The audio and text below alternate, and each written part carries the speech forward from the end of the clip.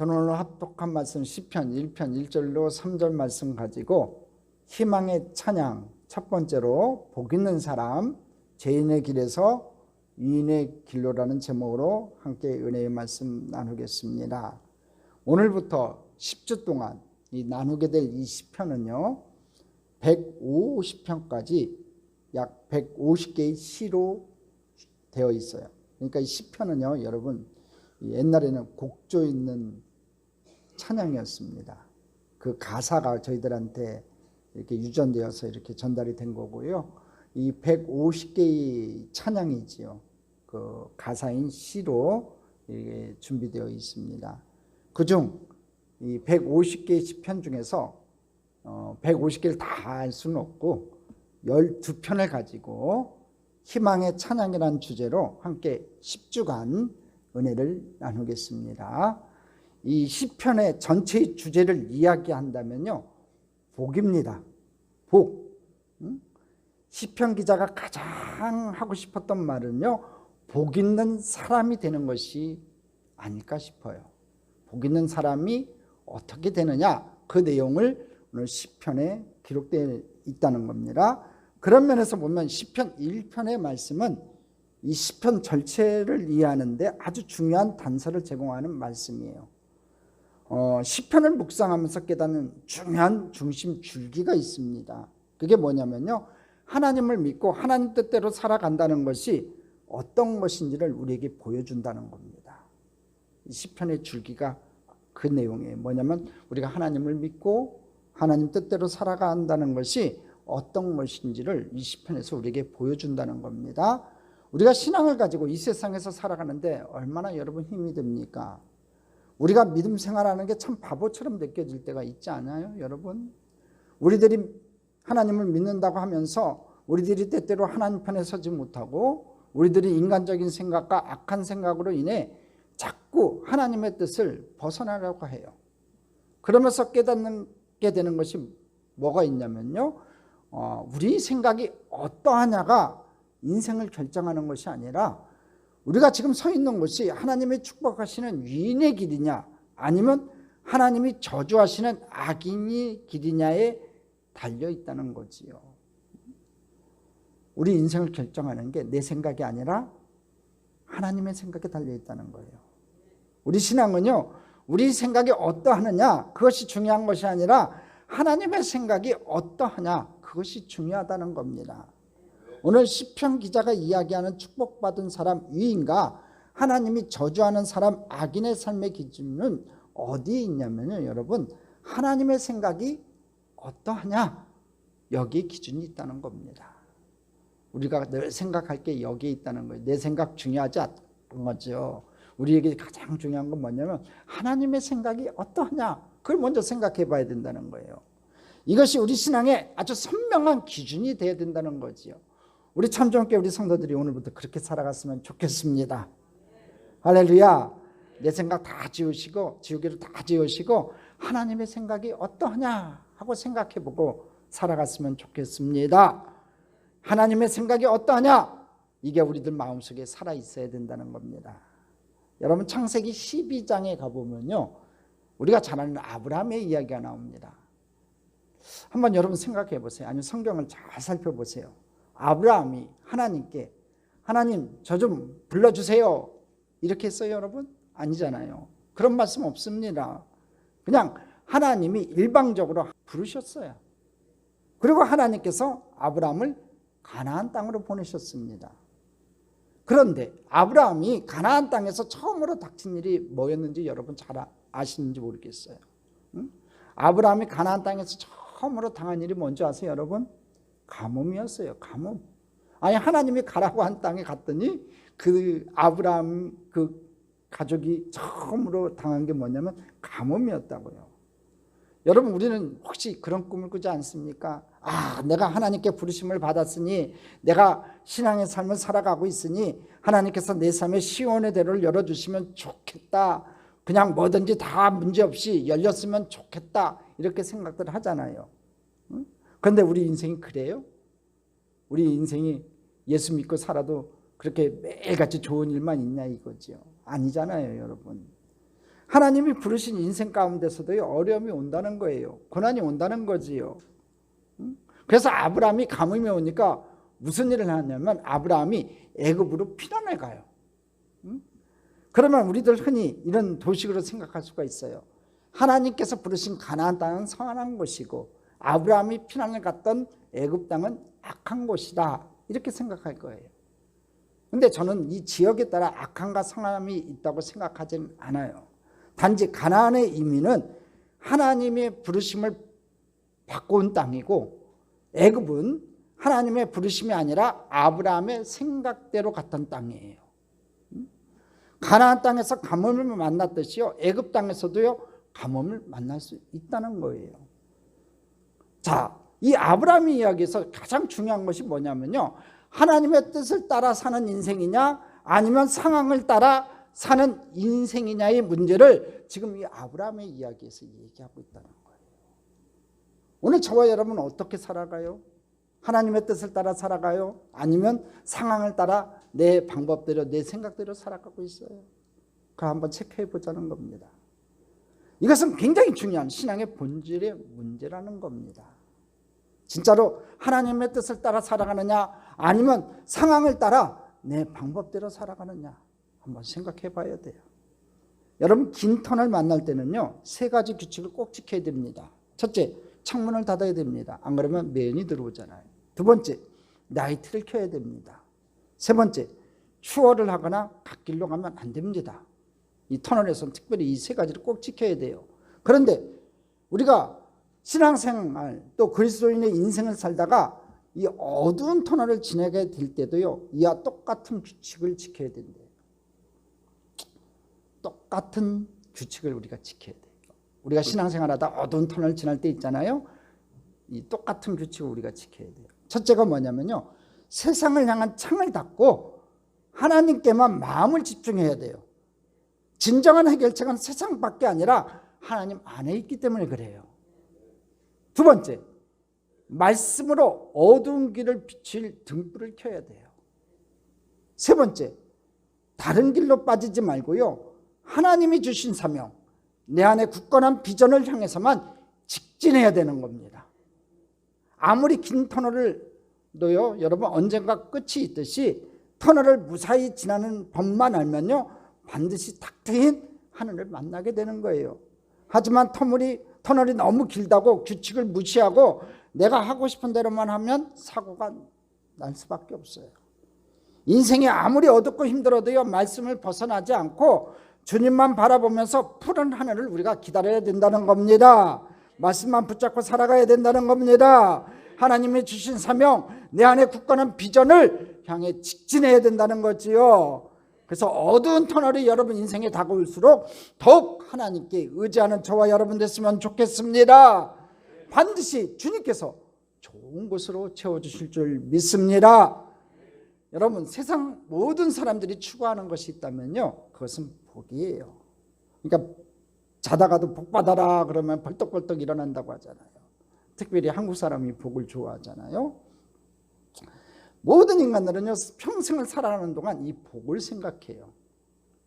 육신이 연약한 사람은 건강의 복을, 자녀들이 좀 속을 새기는 사람들은 자녀들의 복을, 재물이 부족한 사람은 재물의 복을, 부부간에 사랑이 부족한 사람들은 사랑의 복을, 여러 가지 이런 복들을 생각하고 살아갑니다. 그런데 우리가 믿는 하나님, 우리의 신앙이 다른 종교와 다른 것은 무엇인지 여러분 혹시 아세요? 어떤 것이 복이냐? 이 복을 정의하는 것이 달라요. 우리의 신앙이 올바로 서기 위해서는요 무엇이 복이냐? 이것을 분명히 알아야 된다는 거죠. 이것이 복이다라고 하는 믿음과 신앙이 확실하게 서 있어야 우리의 신앙이 흔들리지 않는다는 겁니다. 오늘 이 시간을 통해서 저와 여러분이 이것이 복이다 하고 이 믿음 안에서 확실히 정의를 내리는 귀한 시간이 됐으면 좋겠습니다. 오늘 시편 기자는 우리들에게 명확하게 이야기하고 있습니다. 첫째, 복 있는 사람이 하지 말아야 될 것이 있고요. 둘째, 복 있는 사람이 해야 하는 것이 있다고 얘기합니다. 그리고 결론적으로 이것이 복이다라고 말할 수 있는 것이 있다는 거예요. 첫째, 그러면 복 있는 사람이 하지 말아야 할 것들을 살펴보겠습니다. 오늘 본문 말씀 1절로 가겠습니다. 1절 같이 읽겠습니다. 복 있는 사람은 악인들의 길을 따르지 아니하며 죄인들의 길에 서지 아니하며 오만한 자들의 자리에 앉지 아니하고. 아주 간단한 세 가지 구조로 되어 있지요. 첫째, 악인들의 길을 따르지 않고, 둘째, 죄인들의 길에 서지 않고, 셋째, 오만한 자리에 앉지 않는다. 이거 너무나 잘 아는 말씀이지요. 복 있는 사람은 하지 말아야 할 것 세 가지를 얘기하는 거예요.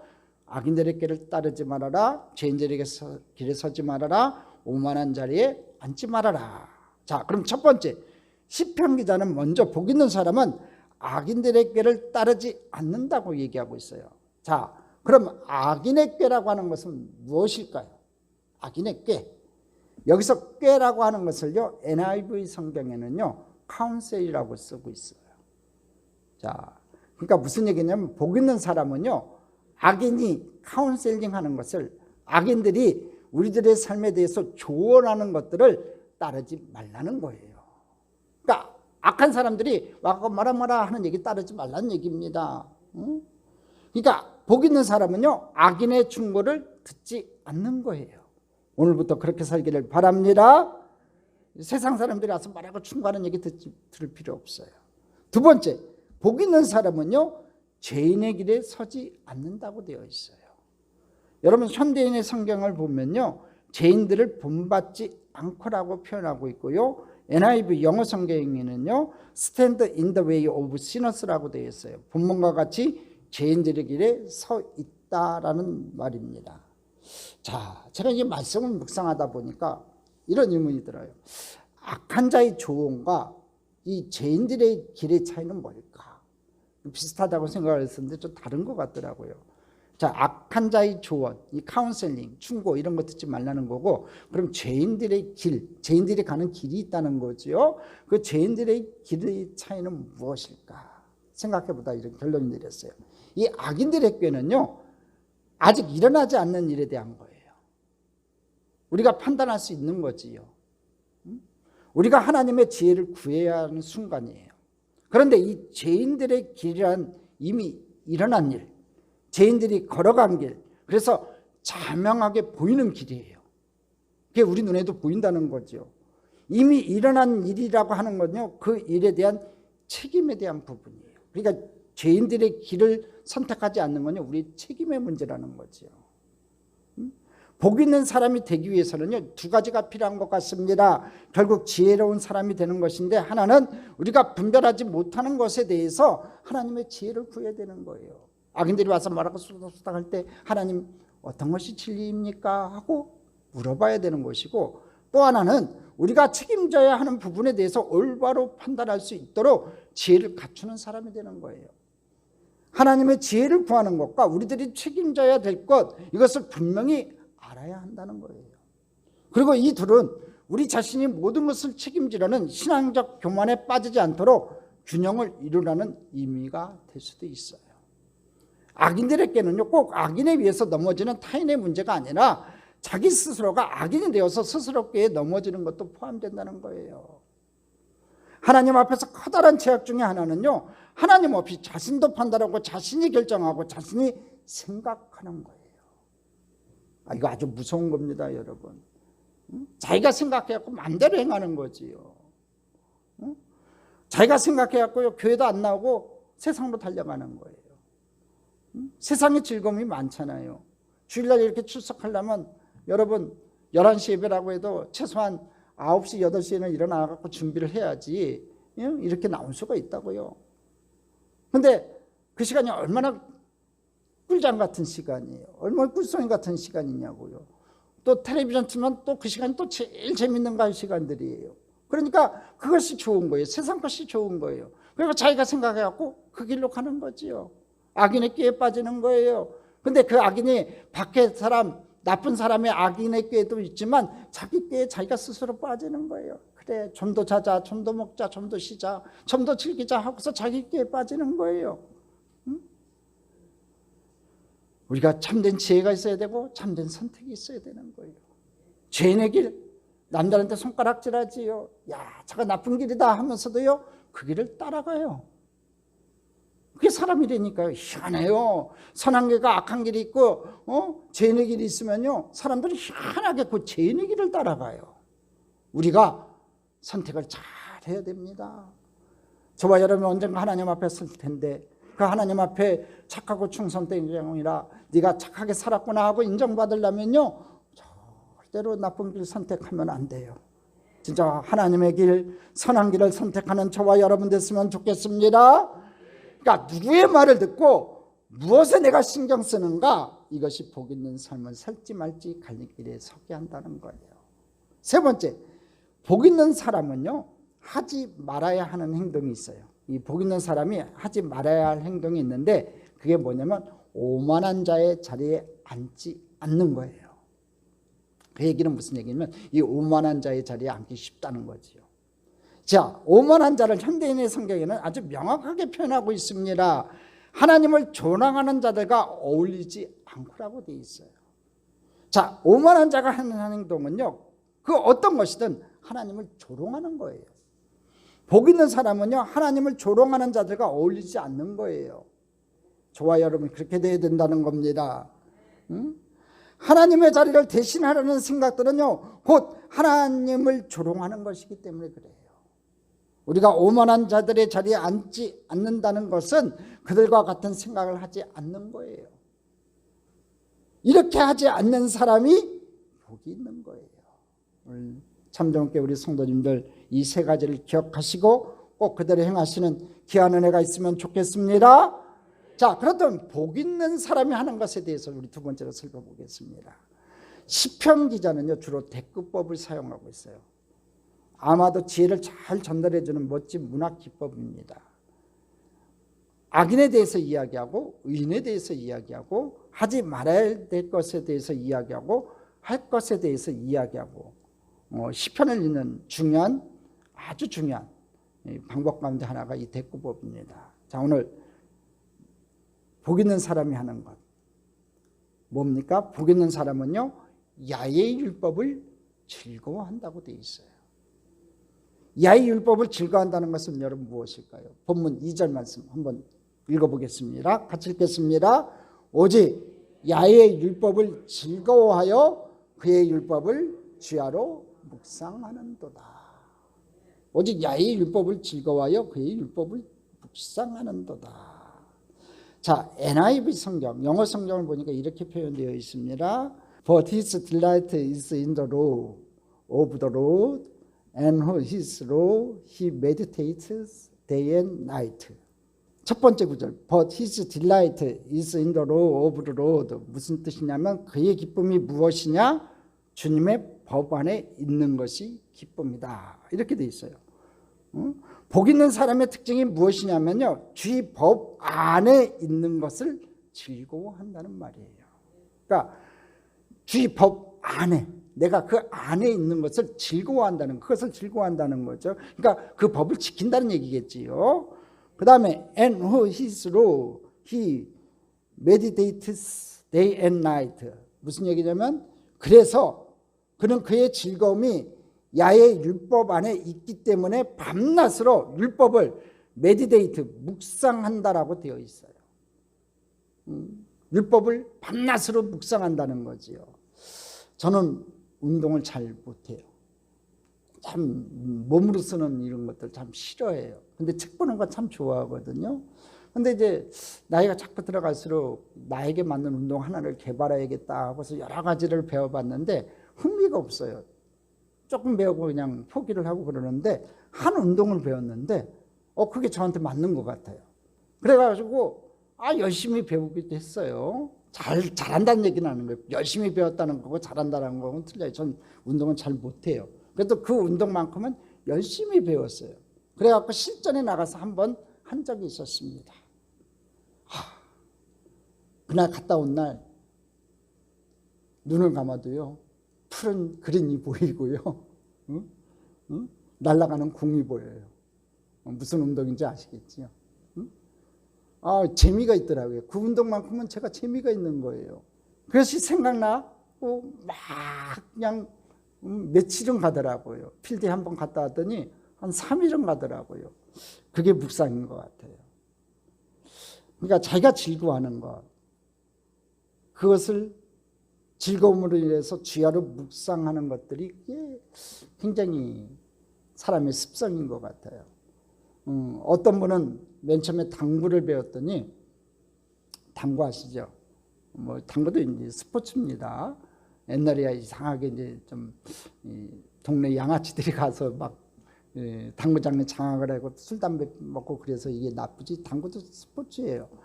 근데 당구를 배웠는데 그날 밤에 눈을 감으니까 당구공이 쿠션을 치고 퉁퉁 튕기는 그 모습만 생각이 나더라는 거예요.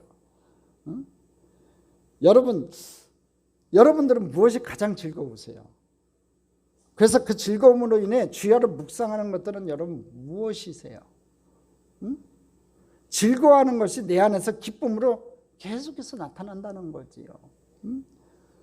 그러니까 사람은요, 자기가 즐거워하는 일에 집중해요. 저는요, 그 운동하는 것보다 여러분 말씀 보는 게 더 좋아요. 솔직히 해서 저는 꿀 썩는 것보다 달아요. 그러니까 매일같이 그 일에 집중을 해요. 그런 것 같아요. 자기가 즐거워하는 일에 집중한다는 거죠. 그리고 우리는 우리의 즐거움을 묵상하게 돼 있어요. 가장 즐거운 것을 가장 많이 묵상하게 돼 있다는 거예요. 그래서 저는 여러분에게 물어보고 싶어요. 여러분이 가장 즐거운 게 뭐냐 이거죠. 지금 가장 즐거운 게 뭐냐 이거예요. 그것을 묵상하게 돼 있다는 거지요. 시편 기자가 우리들에게 오늘 이 아침에 이야기하는 거에 이 얘기예요. 뭐냐면 복 있는 사람은 야의 율법을 즐거워하여 그 율법을 취하러 묵상하는 자다. 오늘 제가 이 말씀을 여러분들에게 전할 수 있는 하나님께 감사해요. 왜냐하면 만일 제가 이 말씀을 묵상하지 않고 말씀이 즐겁지 않다면요, 말씀을 전하는 제가 얼마나 힘들고 괴롭겠어요. 오늘 아침에도 제가 일찍 일어나서 말씀을 읽고 또 읽고 왔는데 너무 재밌어요. 저는요, 말씀을 읽으면요, 특별히 몰랐던 것을 깨닫게 됐을 때요, 막 희열 같은 찌릿찌릿해요. 진짜로. 매일 새벽마다 일어나서 저는 이렇게 말씀을 봐요. 즐거워요. 그래서 또 보게 되고요, 보면서 또 재미가 생겨요. 그래서 오늘 설교를 하면서도 저는 좋은 거예요. 왜? 제가 깨달은 말씀을, 묵상한 말씀을 제가 여러분들한테 전하니까 제가 기쁜 거예요. 말씀을 읽는 것이 즐겁다. 말씀이 즐거우니까 우리들에게 묵상이 되고 이것이 복이라고 생각될 때 이 말씀이 우리들에게 묵상이 되는 거예요. 여러분 묵상 안 하는 이유가 있어요. 이것이 복이라고 생각 안 하기 때문에 그렇다는 거예요. 근데 오늘 성경 시편 기자는 뭐라고 얘기하면 이것이 복이래요. 말씀을 묵상하는 것이 여러분에게 복이래요. 그걸 깨달으라는 거죠. 그러니까 저처럼 될 수는 없겠지만 그래도 여러분이 말씀을 좀 즐거워하고 좋아했으면 좋겠습니다. 근데 정말 주의 법을 묵상하는 것이 복이에요. 그것이 복이라면 어떻게 해서라도 주의 법을 즐거워하는 법을 배워야 하지 않을까요? 그것이 복이라면 어떻게 해서라도 그것에 가장 많은 시간을 투자해야 되지 않을까요, 여러분? 그렇잖아요. 응? 여러분 로렌스 형제가 쓴 하나님의 인재 연습이라는 책에 이런 이야기를 합니다.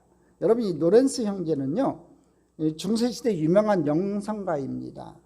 또 수도원에서 밥을 짓고 주방에서 평생을 살았던 사람이에요. 뭐 특별한 뭐 신학자고 뭐 그런 사람 아니에요. 평생에 수도원에서 밥을 짓고 주방에서 평생을 지냈던 사람인데 굉장한 영성가예요.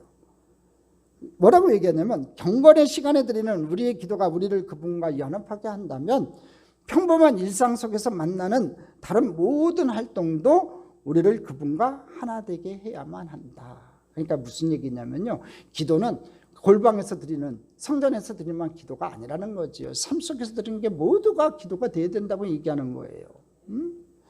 우리가 말씀을 묵상하는 시간이 따로 정해져 있고 세상에 살아가는 시간이 완전하게 이분법적으로 나눠져 있다면은 우리들이 밤낮으로 야의 말씀을 묵상하는 복 있는 자의 삶을 우리들이 어떻게 살아가냐 이거지요. 말씀은 묵상대로 해놓고 살아가는 것은 개차반으로 살아가면 이건 아니라 이거예요.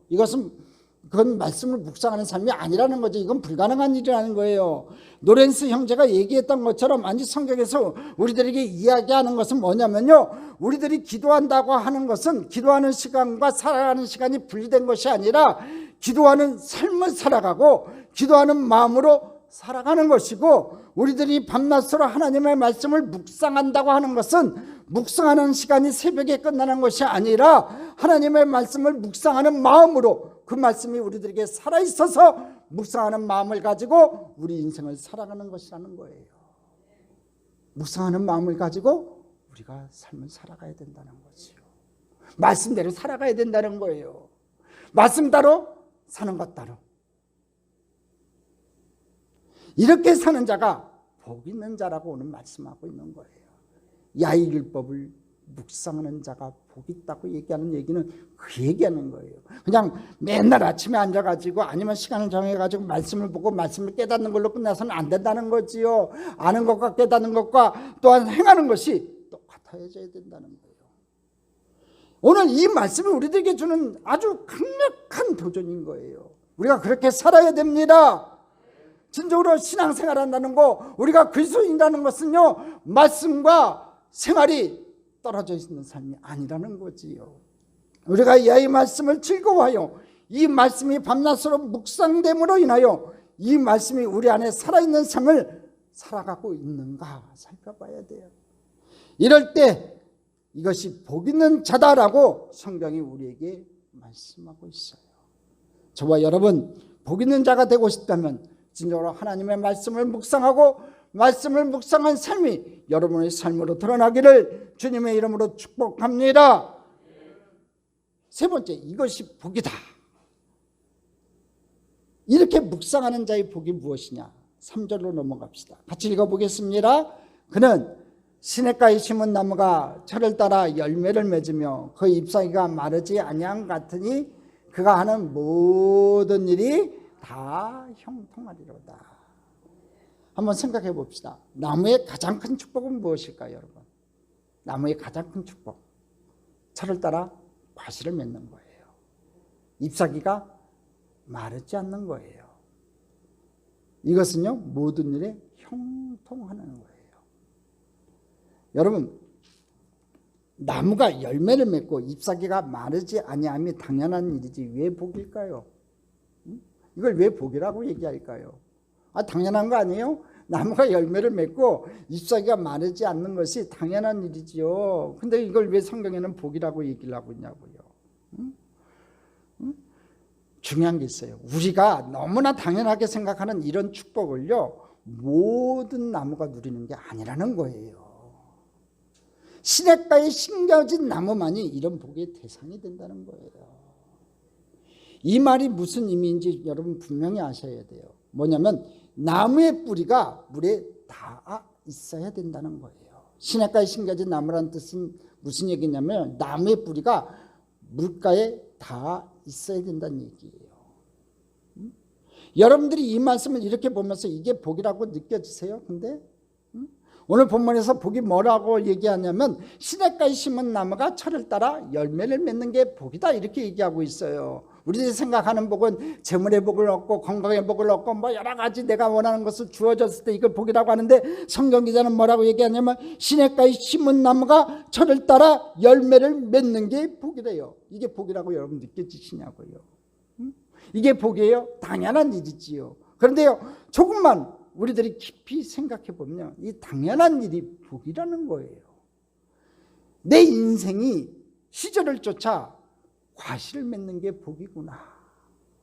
얼마나 큰 복인 줄 아세요? 아까 형통의 복이라고 했죠. 때가 되어서 자녀들이 결혼을 하고, 때가 되어서 진학을 하고, 때가 되어서 결혼한 다음에 자식이 있고, 또 때가 되어서 자녀들이 직장을 가지고, 뭐 때가 되어서 여러분이 원하는 것이 이루어지는 거, 여러분 때가 되어서 뭔가 이렇게 하나님의 복이 임하는 거, 이렇게 살아가는 것이 여러분 복이에요. 이게 복이라고요. 여러분 오늘 복의 개념을 좀 바꾸세요. 체인지하세요. 시절을 쫓아 과실을 맺는 것이, 철을 따라 여러분 열매를 맺는 것이 복이에요. 한번 따라 하시기 바랍니다. 하나님, 내 나무가, 믿음의 나무가 철을 따라 열매를 맺게 하여 주옵소서. 그러니까 이 시편은요, 우리들에게 일반적이고 보편적인 원리를 이야기하고 있는 거예요. 우리들이 하나님 뜻대로 살아가고 우리들이 하나님 말씀에 순종하며 살아가는데 세상에서 여러분 어려움 만날 수 있고요, 제철의 과실을 맺지 못할 때도 있다는 거예요. 그때도 너희들이 이렇게 살아가면 너희들이 시절을 쫓아 과실을 맺고 제철 과일을 맺을 수 있다. 이것이 형통이라고 말씀하고 있는 거예요. 여러분, 시들지 않는다는 건요, 어려움을 비껴간다는 의미가 아니에요. 시냇가에 심겨졌기 때문에 견딜 수 있다는 거지요. 시들지 않는다는 것은 어려움을 비껴간다는 얘기는 아니에요. 여러분, 시냇가에 심겨졌기 때문에 견딜 수 있다는 거지요. 모든 나무들은요, 동일한 가뭄이 올 때 가뭄의 시간을 겪고요, 바람이 불 때 바람을 맞아요. 그러니까 복은 우리들이 그것을 비껴가는 것이 복이 아니라 바람이 불고 고난이 오고 그리고 비가 오지 않을 때 뜨거운 태양 아래에서 우리의 나무의 뿌리가 시냇가에 다 있는 것이, 하나님 앞에 다 있는 것이, 하나님과 임팩트 되어 있는 것이, 그것이 복이라는 것을 우리들에게 말씀하고 있다는 거예요. 세상 사람들은 안 그러잖아요. 하나님을 알지 못하는 사람들은 그 하나님의 시냇가에 뿌리가 다 있을 수가 없어요. 근데 저와 여러분요, 시냇가에 심겨진 나무예요. 그렇기 때문에 그 뿌리가 하나님 앞에 다 있어서 가뭄이 다가오고 고난이 다가오고 바람이 불고 뜨거운 태양 아래서 여러분 힘들고 어려울 때 우리의 뿌리가 하나님 앞에 다 있어서 하나님께서 우리에게 은혜를 베풀어 주셔서 그 어려움을 이길 수 있는 힘과 능력을 주실 줄 믿습니다. 여러분, 무엇이 복이라고요? 여러분들이 하나님을 믿으며 살아가기 때문에 여러분에게 문제가 오지 않거나 유혹이 오지 않거나 사단이 우리를 찝적거리지 않는 것이 아니라 그 순간들을 다 지나가는데 우리의 뿌리가 시냇가에 다 있어서 생명이 하나님께 다 있어서 우리들이 시들지 않고 우리들의 믿음을 지키는 것이 복이에요. 할렐루야. 시들어버리면 안 됩니다. 환난이 고난이 아픔이 다가왔을 때 여러분의 믿음이 시들면 안 됩니다. 여러분의 믿음의 뿌리가 하나님 생명 수강에 뻗어 있기 때문에 그 믿음을 지켜나가는 저와 여러분 되기를 주님의 이름으로 축복합니다. 환난에 쓰러지는 자, 고난에 쓰러지는 자 되지 마시고 오늘 여러분의 믿음의 뿌리가 하나님 앞에 닿아 있어서 하나님께서 주시는 생명수를 마시고 다시 소생하는 귀한 은혜가 여러분에게 있기를 주님의 이름으로 축복합니다. 그것이 말씀을 묵상하는 삶이다라고 오늘 성경은 말씀하고 있는 거예요.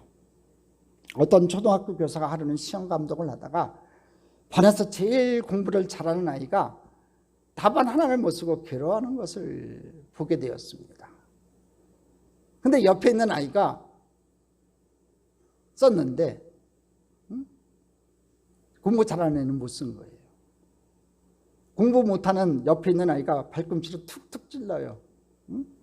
이거 보고 쓰라고. 그러니까 공부 잘하는 아이가 안 보겠다고 얘기합니다. 계속해서 공부 잘하는 아이가 답안이 생각 안 나서 끙끙매고 있으니까 다시 꾹 찌르면서 보라고 얘기합니다. 그러니까 공부 잘하는 애는 안 보겠다고, 안 보겠다고. 쿡 찌르면 안 보겠다고, 쿡 찌르면 안 보겠다고. 계속 이렇게 싸우다가 마지막에 보고 썼어요. 답답하니까 자기도. 근데 선생님은 다 보고 있는 거예요. 선생님은 다 보입니다. 교단에 서 있으면. 아이고, 저놈이 시험에 빠졌구나 생각이 들었어요. 그래서 선생님 마음이 안타까웠습니다.